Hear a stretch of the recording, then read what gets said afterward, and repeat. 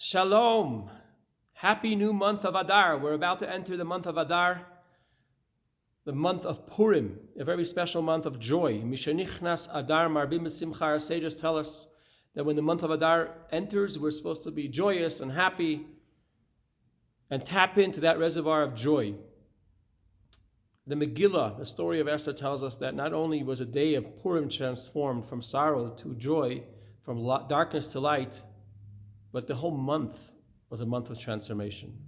In fact, it says that a person who has a court case, should try to push it off and go to court on the month of Adar, because that's a month of good luck. So all your parking tickets and all your speeding tickets, now's the time to deal with them. You'll have a better chance of overcoming and being acquitted. This Shabbat, because it's such a special Shabbat of the new month, we also take out a special Torah because it's a new month, because it's Rosh Chodesh. So we have two Torahs, one for the regular reading and one for Rosh Chodesh.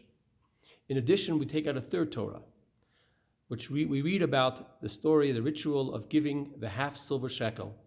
We were commanded throughout the generations, every month, every year, we would give a half silver shekel to the temple, and through that they would bring the offerings throughout the year. We still do that today around the time of Purim, and to remind us of that ritual, we read a special section in the Torah called Shekalim. So this week we take out three Torahs, which is something pretty rare to take out three Torahs in the middle of the year, but it's happening this Shabbat. And what we read in the regular section is a Torah section of Mishpatim, which is about the civil laws and laws of tort.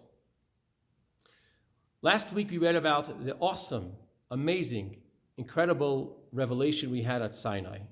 God came down in a fire and smoke and revealed himself to the Jewish people 3,332 years ago and gave us the gift of Torah, the Ten Commandments.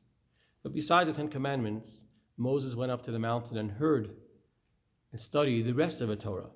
And the first section, which the Torah describes as the laws given to Moses, is the laws governing civil interaction, the laws of tort, which is a bit puzzling to have immediately after the great revelation, this awesome experience of spiritual revelation and connection, to read about theft, to read about laws of governing custodial,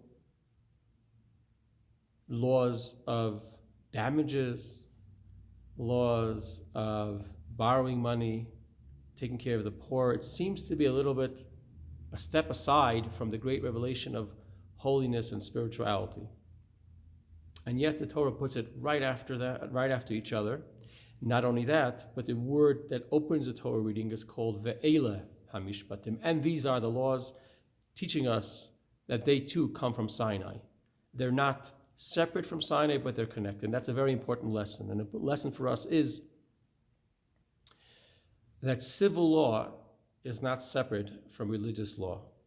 When we want to become good people, our goal is not only to have a spiritual connection to God and make sure that that connection is strong, because we observe and we immerse ourselves into holy spiritual acts, but also to sanctify and make holy everyday life. When we do have a dispute with somebody for whatever reason, we try to bring in the Torah law and we try to resolve it in a way that the Torah describes. We bring God into the conversation as well. As Jews, we're very proud that all these laws that seem pretty obvious when we read them were actually novelty in those days. And today, society has come to recognize the value of these rules.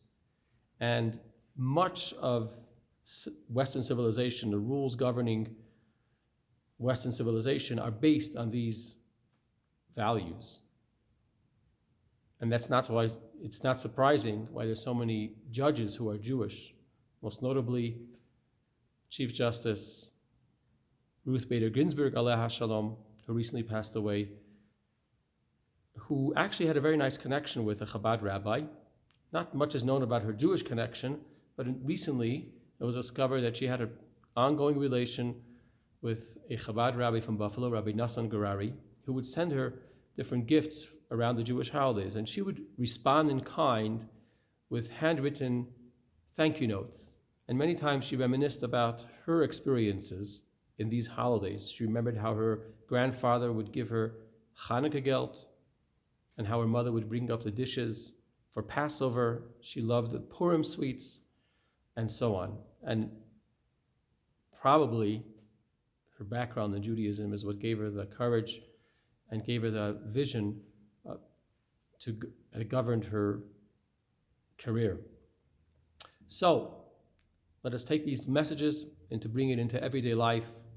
Judaism is not only about a spiritual connection when we're in a synagogue or when we're studying, but actually to every day, every moment of life, we can sanctify it because we keep our ideas, the ideas of justice and law and equality with us. We carry it with us every moment. Make sure you have a very happy Adar. And as we say, if you can't make it, fake it. Joy is mandated. We have to be happy. We should be happy. We could be happy. There's a lot to be happy for, and that will help us overcome all the darkness and all the challenges. Shabbat Shalom and happy Adar.